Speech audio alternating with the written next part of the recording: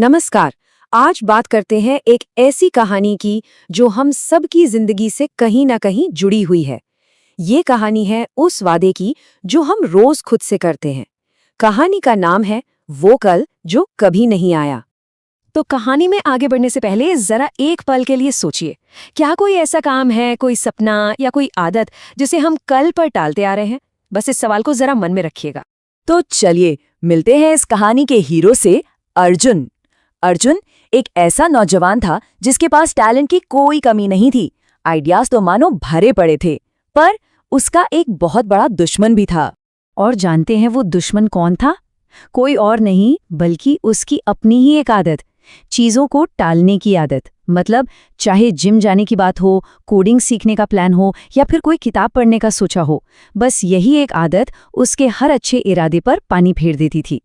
और उसका सबसे पसंदीदा बहाना ये लाइन, जो उसकी जिंदगी की सबसे बड़ी रुकावट बन गई थी: आज थोड़ा थक गया हूं, कल से पक्का शुरुआत करूंगा। सुनने में कितना आसान और हार्मलेस लगता है ना? पर सच तो ये है कि यही वो कल था जो अर्जुन की जिंदगी में कभी आ ही नहीं रहा था। तो ये कल करूंगा वाली आदत असल जिंदगी में दिखती कैसी है? चलिए अर्जुन की लाइफ से ही दो छोटे छोटे एग्जाम्पल्स देखते हैं और सब क्लियर हो जाएगा। तो पहला वादा, खुद से किया हुआ वादा कि रोज सुबह 5 बजे दौड़ने जाना है। अरे पूरी तैयारी भी कर ली थी, नए जूते खरीदे, अलार्म सेट किया, सब कुछ रेडी। लेकिन जब सुबह अलार्म बजाना तो बस बिस्तर के बाहर की ठंडी हवा उसके इरादों से कहीं ज्यादा मजबूत निकली। और ये टाइमलाइन देखिए, ये टाल मटोल का पूरा साइकिल दिखाती है। सोमवार को दौड़ने का प्लान बना और वो बस प्लान ही रह गया। फिर कुछ हफ्ते बीते, एक नया सपना आया, इस बार कोडिंग कंपटीशन जीतने का। लेकिन आदत तो वही पुरानी थी, तो नतीजा भी वही का वही रहा। ये वाकई एक खतरनाक पैटर्न है ना? वही हुआ।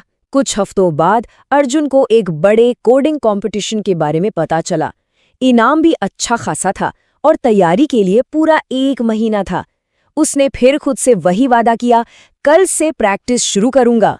और वो कल धीरे धीरे परसों में बदला, फिर अगले हफ्ते में, और फिर तो बस अगली बार ही हो गया।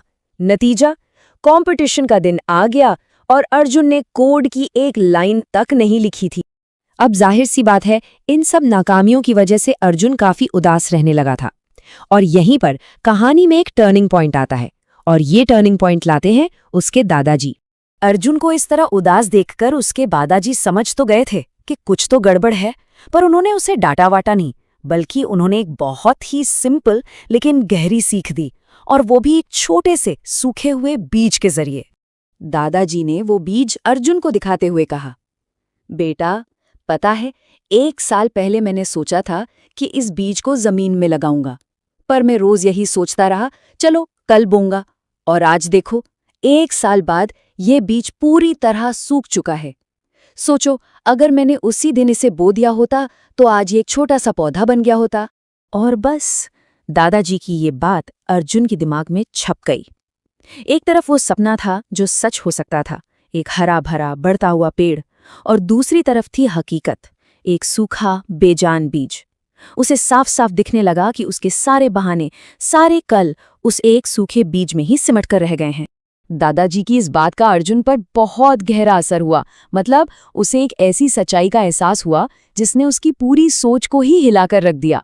उसे एकदम से रियलाइज हुआ कि कल ये तो बस एक धोखा है, एक वहम है। असली चीज जो हमारे पास है वो तो सिर्फ आज है, अभी का ये पल।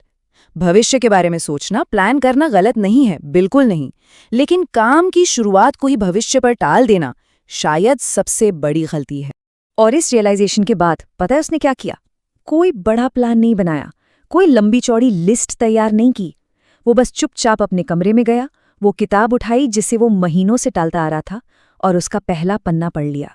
बस सिर्फ इतना सा, एक छोटी सी शुरुआत, लेकिन फौरन उसकी वो पुरानी सोच, उसका वो पुराना बहाना कल से अब उसके लिए पूरी तरह खत्म हो चुका था। और उसकी जगह एक नई और बहुत पावरफुल सोच ने ले ली थी, जो भी करना है वो अभी से करना है। तो बस अर्जुन को अपना नया मंत्र मिल गया था, अब से कल से करूंगा नहीं, बल्कि अभी से शुरुआत करूंगा। और यकीन मानिए यही वो छोटा सा बदलाव था जिससे उसकी पूरी जिंदगी बदलने वाली थी। तो अर्जुन की इस कहानी से हम क्या सीख सकते हैं? इसका जो निचोड़ है, जो मॉरल है, वो बहुत ही सिंपल और क्लियर है। ये जो लाइन है ना, ये इस पूरी कहानी का सार है। कल का रास्ता सुनने में, देखने में बहुत आसान लगता है ना? पर वो हमेशा कभी नहीं की गली में जाकर ही खत्म होता है। मतलब हर बार जब हम कोई काम कल पे टालते हैं तो हम अनजाने में कभी नहीं को ही चुन रहे होते हैं। तो इस कहानी के जो सबसे जरूरी सबक है वो क्या है? पहला, कि वक्त किसी का इंतजार नहीं करता, वो बस चलता रहता है। दूसरा, जैसा हमने देखा, कल का रास्ता हमेशा कभी नहीं की मंजिल तक ही ले जाएगा। और तीसरा और सबसे जरूरी, अगर वाकई में कुछ करना है तो उसके लिए सबसे अच्छा, सबसे परफेक्ट टाइम अभी है, राइट ना? और आखिर में हम वापस उसी सवाल पर आते हैं जहां से हमने ये पूरी बात शुरू की थी। वो काम, वो सपना जिसे अब तक टाला जा रहा है, उसकी शुरुआत कल से होगी या अभी से? फैसला अब हमें खुद करना है।